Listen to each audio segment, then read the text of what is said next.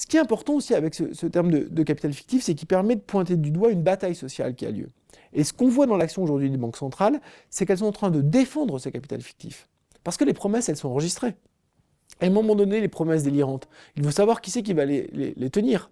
Est-ce que du coup, on va créer les conditions pour que ces promesses délirantes soient absolument exécutées, au prix de quoi? Bien, au prix d'une dépossession de la population.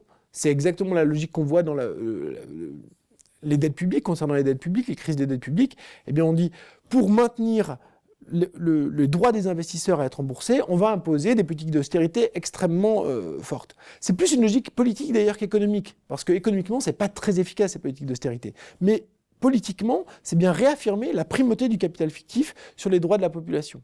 Hein, ce capital fictif dont plus personne ne veut, eh bien les banques centrales, elles arrivent en notre nom à tous. Hein, et massivement, elles rachètent ces titres-là pour leur permettre de ne pas s'effondrer. Alors, il faut voir que les montants en jeu sont considérables. Hein. On arrive dans une période de campagne électorale où on commence à compter les sous, les milliards, comment ils sont utilisés. Il y a un chiffre qui apparaît pas du tout, c'est celui de 80 milliards d'euros dépensés chaque mois par la Banque Centrale Européenne. 80 milliards d'euros donc dépensés en quantitative easing, en rachat de titres par la Banque Centrale Européenne. Le titre de dette publique surtout, c'est ça? Des dettes publiques, mais aussi des dettes privées. D'accord. Mais aussi des dettes privées. Ces 80 milliards d'euros, ils représentent l'équivalent de 50 millions d'emplois au SMIC mensuels.